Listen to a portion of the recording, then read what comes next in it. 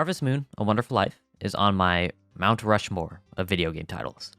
I remember waking up at 6 a.m. every morning during summer break of my first year of middle school and playing for hours. I would skip meals just to have an extra 20 to 30 minutes in 𝗂𝗵𝗲𝗶𝗶. I didn't have a guide, a piece of paper with notes, or any tangible goal. I just wanted to play the game and soak in the world. When I heard that Story of Seasons: A Wonderful Life, a remake of this game, was announced in the latest Nintendo Direct, I flipped shit. You're telling me I can re-experience all the characters and moments with a fresh coat of paint? Sign me the fuck in. Really quick, I want to explain the name change from Harvest Moon to Story of Seasons. Any game after 2014 that has the Harvest Moon signifier is not developed by the team that made the original games. Marvelous Entertainment, the team that did make games like A Wonderful Life and Friends of Mineral Town, acquired an in-house publishing team known as 𝗙𝗵𝗲 Games. 𝗙𝗵𝗲 was tasked with the Western publication of the franchise, but 𝗙𝗵𝗲, their former publisher, owns the Harvest Moon trademark, so Marvelous and 𝗙𝗵𝗲 had to come up with a new name. They settled on Story of Seasons. If you want to know all the pertinent semantics on this name change, I highly recommend watching 𝗂𝗵𝗲's video, which I will link in the description. Now that the remake has been announced, I thought this was the perfect time to revisit the original game, but this time, I wanted a challenge. The most popular farming simulator in the last couple years is Stardew Valley. If you are a fan of the Harvest Moon / Story of Seasons franchise, you've probably played this game, or at least know of it. A common challenge in Stardew, and a lot of modern games, is the 100% run. Unfortunately, older games like A Wonderful Life don't have a set-in-stone criteria to 100% the game. So, I made my own. My 100% run is split into 3 categories: the farm, the village, and miscellaneous. Farm tasks are those that, in my opinion, lead to a complete farming life. These include acquiring all the farm extensions, getting all the tools, growing and selling all the crops and fruits, including the hybrids, cooking all the recipes, and having every type of animal, at some point.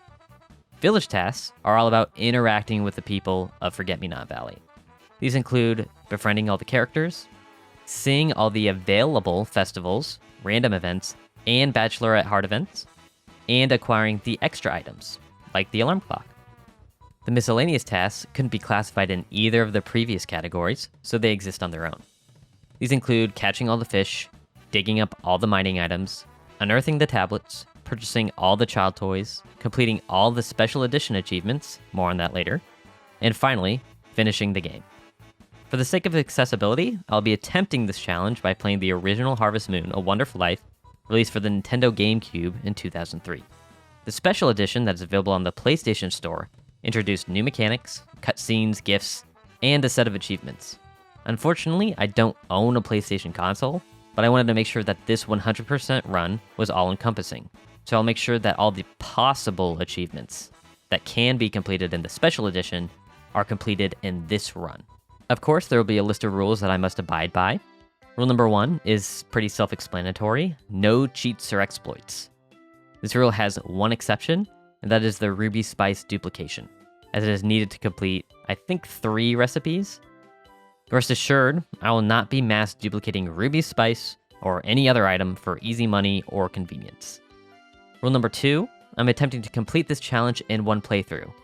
Big warning here, there are spoilers ahead. If you haven't played the game and you don't want to spoil the remake, skip ahead to the time code on the screen. At the end of Chapter 6 in the original version, your character dies and you are unable to continue playing. Unlike in the Special Edition and Another Wonderful Life, there is no Heaven mode that allows you to keep playing after your character dies.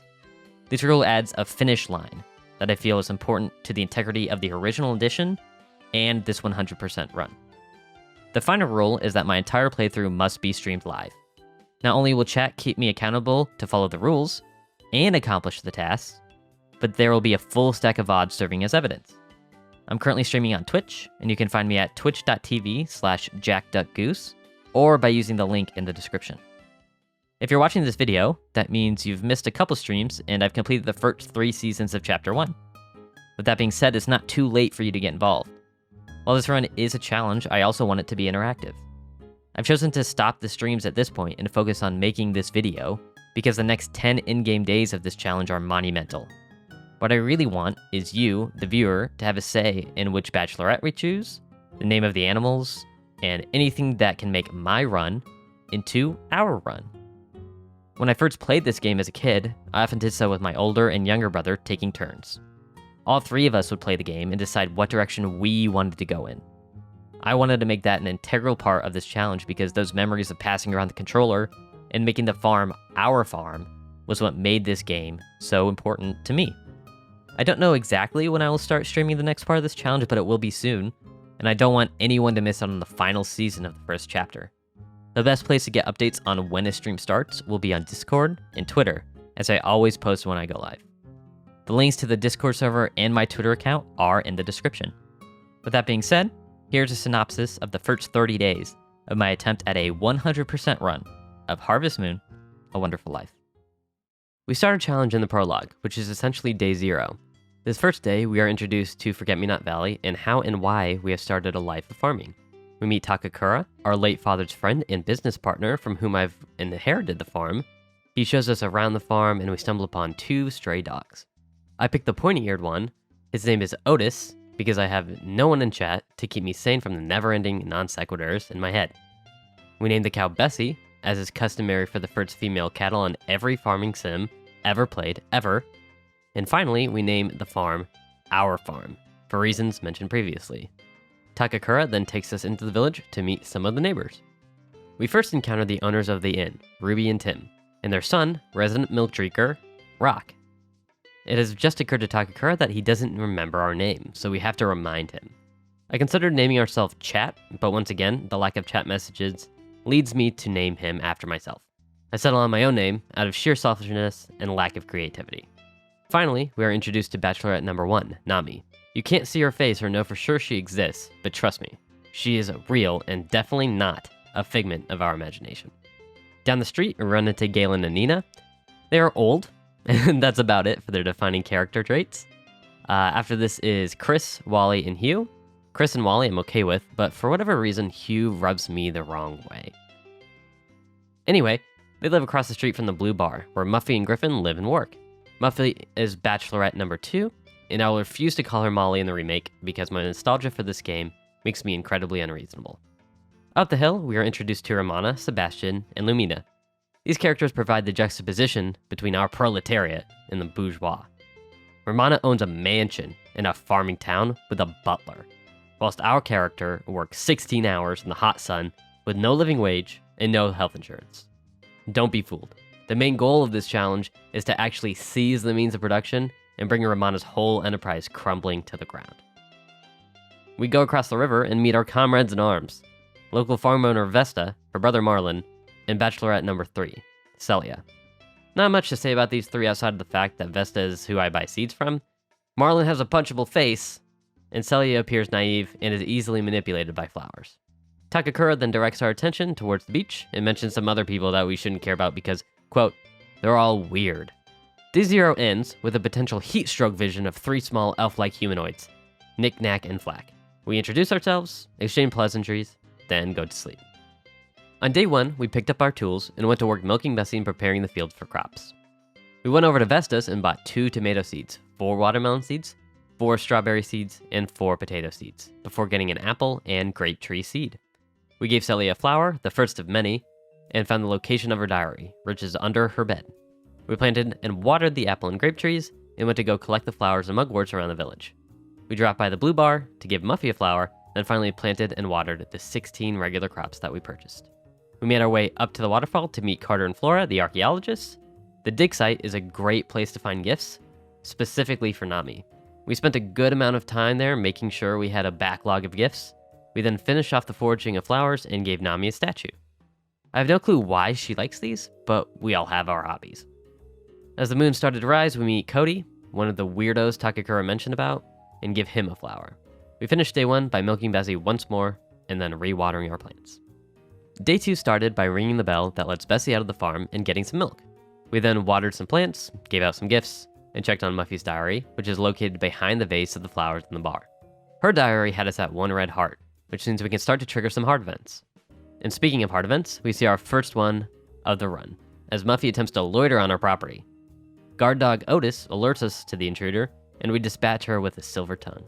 We finish off day 2 with another round of gift giving before calling it a night.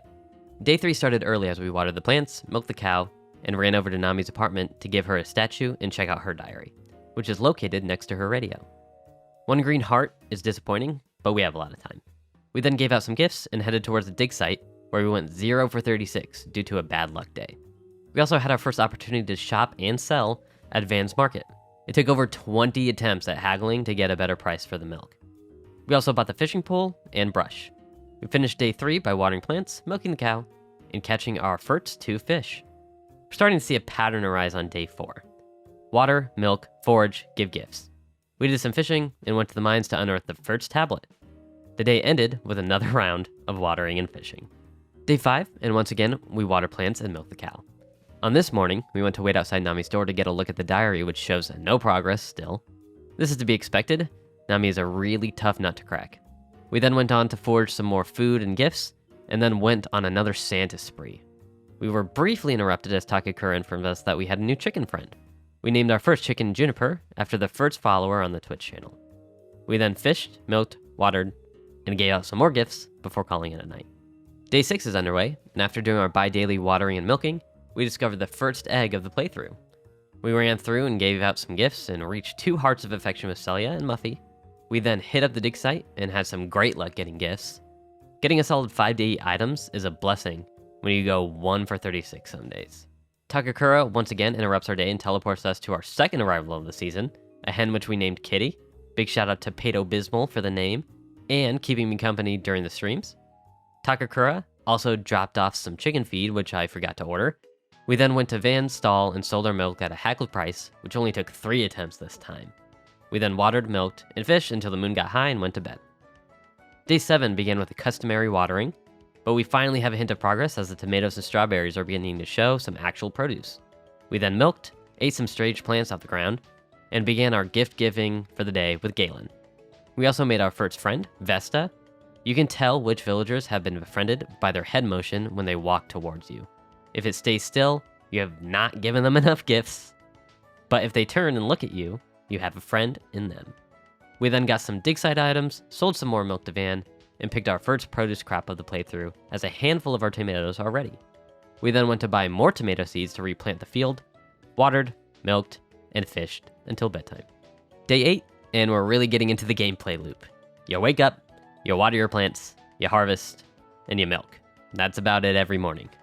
We then went to go purchase some more seeds, gave out some gifts, and witnessed the Lumina piano cutscene. Rox chilled in the back until we answered the question right, and he leaves with a sad face on his mug. We then went to the dig site to procure more gifts for Nami and the other villagers. Sold some more milk to Van, who must have some calcium deficiency if he keeps buying it. And then we planted the orange tree we bought. We prepped and planted the crop field for another round of spring and summer crops, and then we made our way down to the bridge for a quick round of fishing before going to bed. Day 9 begins with more watering, milking, and general farm tasks. We take the time to go check in on Nami and see if our affection with her has grown at all, and no surprise, it hasn't. We give out gifts, hit up the dig site, give out more gifts, and get the Nami First Heart event. We allow her to check out the farm, then she promptly leaves without saying much. We replant and water some crops, proceed to get our ass kicked in territory capture by Patrick. If you have any tips for winning this insane minigame, leave a comment, and I'll test it out in the next stream. But for now, I haven't won a single one. It's honestly impossible. We then milk Bessie, collect an egg, and fish until it's time for bed. Day 10, and the final day of spring, is another sunny day where we are required to water all the crops, milk the cow, and give out more gifts in the boiling hot sun. We go to purchase our summer crops, which include melons and turnips, and stop in on our friend 𝗙𝗵𝗃 for a quick little cutscene. He provides us with a new tool, the strange sickle. This is the first time we go into 𝗙𝗵𝗃's yurt, where I can only assume he has expertly hid his drug paraphernalia. We attempt to go into the blue bar for a drink and are interrupted by Muffy's second heart event. We lend her an ear into how difficult it is to do her job with how clumsy she can be, and we literally only say, "What's wrong?" and she says she feels so much better with just that. With that event down, we now have 3 hearts in the affection meter with Muffy, so we return to the farm, expand our crop field, collect an egg, and touch grass. We give out some gifts, forage for flowers and food, water our crops before it rains for the first time all season, bring in the cow for the evening, and finish the day off with some fishing. Day 11, and we have the first day of summer. With that being the case, we went out and planted the summer crops that we just bought, melons and turnips. We then went about our daily farm tasks. We gave out some gifts and went to collect the new summer forageables. This includes the happy lamp. This flower is special and should not be given out as a gift. I'll get into the specifics about why these are so important when we start discussing hybrid crops. We were finally able to befriend Galen, which is super important for the next chapter, wink wink nudge nudge. Nick, Nack, and Flack found a blue feather, which they gave to us, watered plants right before it started to rain again, and ran around town looking for Daryl. We went inside his lab and received 2 cutscenes. One where he tries to harness the power of lightning for the good of the town. Daryl's really not that bad of a guy, he's just kind of eccentric and weird. But the other one is where he gives us the seed maker. This machine is worth a good amount of money if we just buy it from the ledger, and is also imperative for making money and getting S-ranked crops. We finished the day by doing some fishing in the rain. Day 12 began with rain, so no need to water crops this morning. We tended to the animals on the farm, and then went to check out Tim and Ruby at the end. We're friends with them now, so getting cutscenes is possible. We go into their room, and Tim just talks about finding a hoe on his travels, and he ends up giving it to us since he has no use for it. After that, we followed Ruby into the kitchen and activated the Ruby Spice cutscene. Ruby Spice is another super important item for recipes. It can be duplicated and sold to Van for lots of money, but as I mentioned earlier in the video, I will not be doing that because it really goes against the integrity of the challenge. After the cutscenes, we ran around to check on diaries and give out some gifts. 𝗙𝗵𝗵𝗶 is now at 3 hearts, even though we haven't seen any of her heart events just yet. We then went to the dig site, dug up some gifts, gave out some gifts, and stumbled upon 𝗦𝗏 and her storefront, where she gave us another hoe that she doesn't use anymore. This hoe, along with the one we received this morning from Tim, mean we've collected all the hoes that can be gifted to us. We finished day 12 by watering the crops, tending to the animals, and fishing a little bit before bed. Unfortunately, day 13 began without rain, so we have to fill up our watering can and water the plants manually. After finishing up all the watering, I tended to the animals, run down to the inn to get a peek at Nami's diary, where we are finally up to 2 hearts of affection, and then we go around town and give out some gifts. After that, we go in to check in on 𝗙𝗵𝗵𝗶 and stumble on her first heart event. She asks us if we dislike our farm work, and we say, it's alright. She says the plants give her energy, and we shake our head and say it isn't weird when she asks. We go pick up some forageables, and then sell all the milk we've been hoarding to Van for a haggled price on the first try. With the influx of cash, we purchase the remaining banana and peach fruit seeds and plant them with the other trees.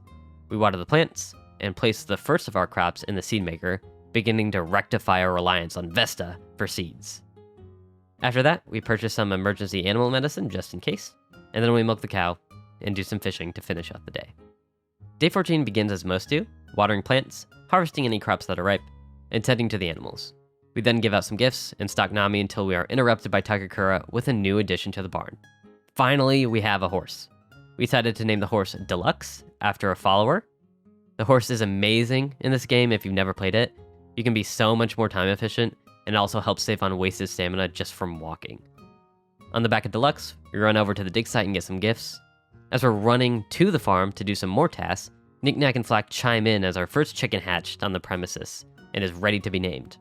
I decided on the name Roberta since I was alone in chat this day, and I just really liked it. We then finished the day by watering crops, tending to animals, and fishing, the classic gameplay loop. Day 15. Water, harvest, animals, give out gifts. You know how it is. Today, 𝗙𝗵𝗵𝗶 is at 4 hearts, which is great. We sell off the milk we have to Van, and stumble upon Murray stealing some fish from our freezer. I'm not a cold person, so I let him have it and be on his merry way. With the money we received from Van, we purchase a pond, another very important thing we need to do in Chapter 1. We then head up to the dig site and get some more gifts. As the sun sets, we harvest our very first crop of turnips and start our adventure into the recipes. We make some light pickles and a marinade. These dishes aren't very useful outside of gift giving because you don't need to eat in this game. It just makes it less annoying since you won't be interrupted by stomach grumbles. We finish the day by preparing the field for a larger crop harvest, plant and water the seeds we made from the seed maker, and then went to bed. Day 16 starts with watering plants and taking care of animals. We give out some gifts and check on some diaries.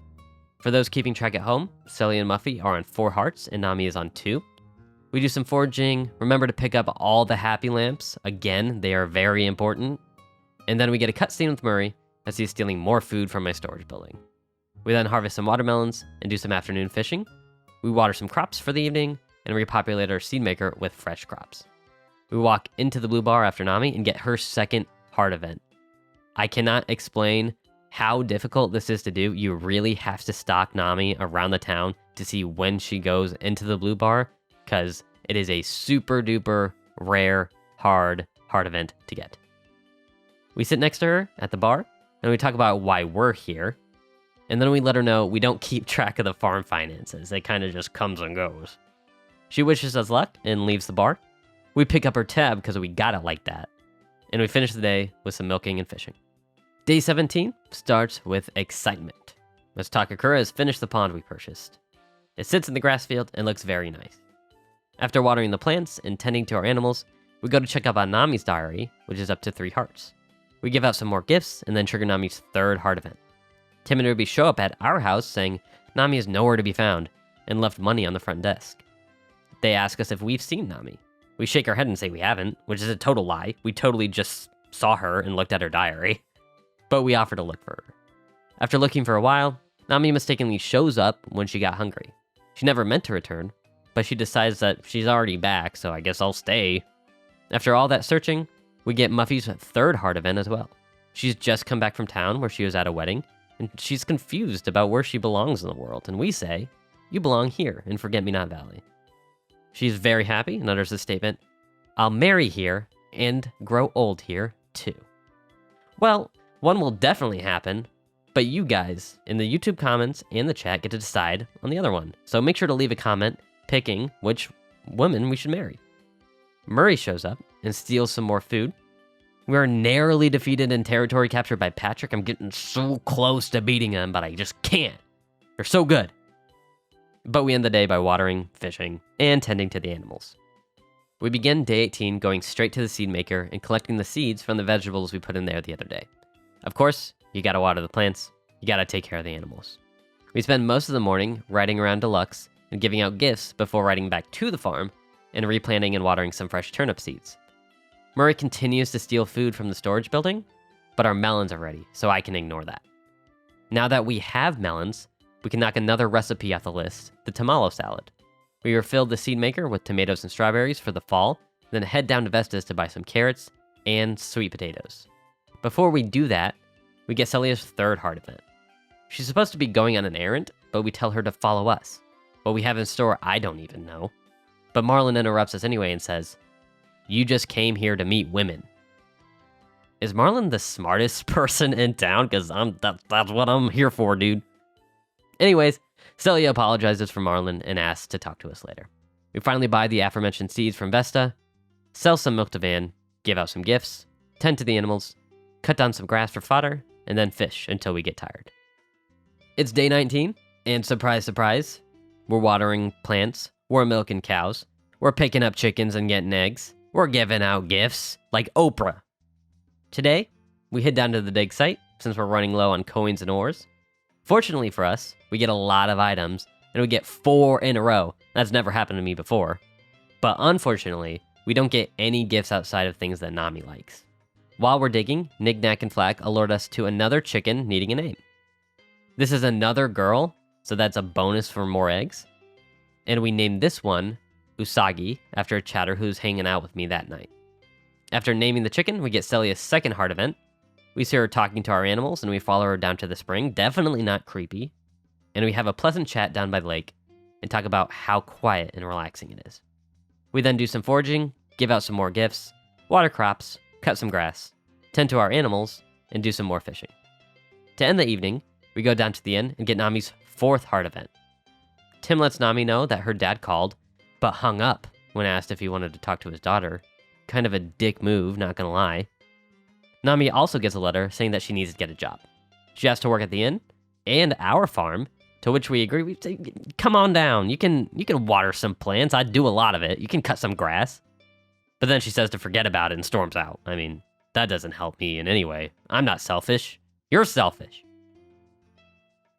Anyway, day 20 and the final day of summer begins. We water the trees and come to realize that even if you plant apples and grapes on day 1, you won't get fruit harvest in the first year. I swallow my disappointment, take out the tomatoes and strawberries from the seed maker, plant and water the crops, and take care of the animals. I spend the morning cutting some grass, collecting the remaining happy lamps, and giving out some more gifts. The gods bless us with rain, so there will be no need to water crops this evening. We spend most of the day fishing, prepping the field for fall crops, then hitting the hay. But wait, there's more! Muffy's 4th heart event. Muffy runs to her house, scared that she's being stalked. She has to stay in our house. Of course, we agree, with no nefarious intentions, not at all. Trust me, I'm not like that. I'm just out here trying to find a wife. Don't worry, Muffy. She comes inside the house, picks out a place to sleep, and then someone knocks on the door again. This time, it's Griffin, Carter, and Casey. Apparently, Griffin was the one followed her around in the middle of the night, and it's all a big misunderstanding. I guess Muffy isn't too understanding as she pouts back home to the blue bar. But anyway, that's the ending of our first season of summer. Day 21, and it's our first day of fall. Starts as most first days of seasons tend to. You plant and water a whole new bunch of crops. This season, we were able to plant sweet potatoes and carrots. After that, we tended the animals on the farm and went off to forage for the new fall map items. Of utmost importance are matsutakis and gem soils, for recipes and hybrid crops respectively. Then we go out to do some flower picking, namely the trick blue flowers. Almost everyone in town loves these things, including Nami, so I always make sure to get a bunch the first fall season in Chapter 1. Lucky for us, it rained in the afternoon, so no need to water crops. We went ahead and purchased the large watering can as our current one doesn't cut it, and then we finished the day by doing a little bit of fishing and putting in a late night order of bird feed. Day 22 begins on a good note as well, as it rained overnight, so all we need to do this morning is harvest the tomatoes that are ripe. We take care of the animals and collect all possible produce. Off we go into the valley to give off some gifts. We go ahead and deposit tomatoes we grew into the seed maker and cut some grass before doing some foraging and fishing by the waterfall. We finish the day by checking out the animals again and fishing down by the bridge. We get a massive task checked off our list as we fish up a big shark. Arguably the most expensive and most difficult fish to catch in the game, so shout out to Prod DC and 𝗙ecie for dropping a follow and increasing the luck of that fishing session. After all that excitement, we hit the hay. Day 23 begins with an interesting mission from the weatherman on the television. Apparently there's a hurricane, but when we step outside, everything's fine. Anyways, we spend the morning watering crops, harvesting the turnips. After taking care of all the animals, we deposit our turnips into the seed maker and use the remaining turnips to turn into light pickles. We spend the afternoon running around giving out gifts, foraging for mushrooms, and other things for our player to eat. Early evening is spent watering crops, preparing the field for more seeds, and we end the day by tending the animals and doing some more fishing. Day 24 begins with another trip to the crop field for more watering. We check on our animals and pick up some tomatoes from the seed maker and plant and water those. We then go around town and give out some presents like a good Santa Claus and sell off our milk stores to Van. After foraging for some food and taking care of the animals, we call it a day after a couple hours of fishing down by the bridge. Day 25 and our stamina is insane after all the watering and crop planting we have done. We check on the chickens and cow and collect the produce they have to offer. We make sure to run up to the dig site to get all the gem soils before giving out a whole slew of gifts. As we go into the blue bar to give Muffy a gift, we stumble upon the Harvest Festival. We got Ruby behind the stove. We got Griffin on drinks. We got Vesta's farm supplying the ingredients. It's a good time. Everybody's having a great time. But Marlin pulls another dick move and asks us to pay for what we consumed. But Vesta sets him right, so it's all good. Everyone has a good time. Everyone goes home early. Everyone has a full stomach. But we still have to give Muffy a gift, so we attempt to go back into the blue bar, and then we stumble upon her second 4th heart event. Muffy asks us to come into the back, where Gustav is there waiting for us. We then have a very intimate and private conversation, where we decide to go for an afternoon date. Meanwhile, Gustav is still there. Of course, I don't know where they go on this date, or what they do, but Muffy has a great time, and I guess that's all that matters. One of the interesting things about this event is that it decays some affection for the other bachelorettes. So, if you go and check on Celia's diary, or Nami's diary, they'll be down to like 3 hearts or 2 hearts. It just really depends. But lucky for us, we've already seen a good amount of those heart events, so I'm not too worried. We finish up a very monumental day with some watering, check on the animals, and some more fishing. On day 26, we're watering again, and we're harvesting again. The game's called Harvest Moon. After checking up on the animals, it decides to rain, so that's fun for me. We do some foraging, some gift giving, and some fishing in the afternoon. As the rain falls, we harvest some crops and plant the turnips we made in the seed maker. While we go to give Romana a gift, turns out she has a watering can to give us. She asks Sebastian to fetch it for us, and he puts it in the tool shed. Yes, fetch. He's a dog, he's a servant, and he's a good boy. Apparently, this watering can grows trees faster to compensate for its one tile of use. I'll be doing an experiment to test this later on. We spend the evening doing some fishing, checking in on the animals, then going to bed. It's day 27, and we're back on the grind. We're watering plants. We're milking cows. We're picking up eggs off the ground. And we're giving out gifts. And we're back up to 4 hearts of 𝗙𝗵𝗃. Great success. We do a little bit of foraging and flower picking before heading to the dig site, which we haven't been to in a while. We go back home, water the crops, and harvest the melons. Also, don't mind me watering these sweet potato plants. I totally ignored the flower blooming part, and they're ready to go. I didn't even think about it. I get them later, don't worry about it. We go ahead and populate the seed maker in preparation for planting in winter and spring. We take some of our crops, mugworts, and fish, and we turn them to some marinades for 𝗂𝘂𝗶𝗰, after which we take care of the animals for the evening and fish until bedtime. Day 28 starts with a bang, as the harvest sprites let us know that we have a new chicken just hatched. This one's a boy, so we named him Product. It's a little bit morbid, but another shout out to Prod DC for the name idea. It's not my choice, I swear. It really isn't. It's funny though. The morning begins with a strawberry and melon harvest, followed by more watering. We check on the animals and sprint over to Nami's apartment to give her a gift and check her diary, which is at 3 hearts. We give out some more gifts, sell Vance the milk, do some foraging, water the plants, prep the field for winter, get some produce, and finish the day with fishing, like we always do. Day 29, the penultimate day of this video, starts with our first carrot harvest. We only got one, but I mean the others will be ready soon. So we water the remaining plants, check on the chickens, get some milk, and stock Nami once again. Of course, it starts raining after we water the crops. We give out some gifts, pick up the gem soils by the dig site, and do some flower picking. As we go back to the farm to water crops, the first snow of the year starts coming down, and we harvest some more carrots. We pick up some seeds from the seed maker and replace them with the carrots we just harvested.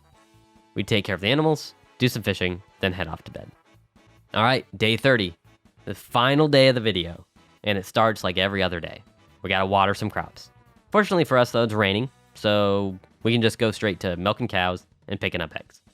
We make sure to get all the forageables we can, because it's the last day of fall. I don't know if I've said that enough yet. But then we go give out some gifts, and I walk into a weird interaction between Ruby and Murray. They're just standing there talking. I've never seen them before. It's super cool. But then we go to harvest the final tomato crop of the year. Looks like we'll be losing one when it turns to winter 1, but not a big deal. We just water the remaining crops and we're on our way. We do some fishing, then disaster strikes. During the stream, my cat shut off the game, so we have to do it all over again. I'm not going to bore you with another day of me talking. If you want to check out that day, go back in the VOD on Twitch. We're going to pick up where we left off. We were fishing. We end up catching a regular shark, so maybe it's good that the game got shut off? I don't know. We go back to the farm, we double check the animals, and then we fish one more time before the day ends. And wouldn't you know it, another shark. That's 2 sharks in one day. That's crazy luck. Shout out to my cat Bo for turning the game off. He's the best. And finally, to end the day, we watch the calendar tick over to winter day 1. If you're still watching up to this point, I just wanted to thank you personally. This is the first video I made that's this long, took this amount of effort. I mean, the scripts for this video are like 8,000 words. And I know your time is valuable, and if you're to this point and you chose to give your time to watch this video, I just really appreciate it. I mean, we haven't accomplished any major goals of the 100% run, since we haven't even finished the first chapter, but we've gotten a lot of tools, we've seen a lot of hard events, and we've had a lot of fun in the Twitch chat. Some people have just stumbled upon my channel while I've been making the video, and they've named animals. We've had a lot of fun, and it makes the game so much better when I can sit and talk, and we can even just add some little side quests to the 100% run. It's just been great.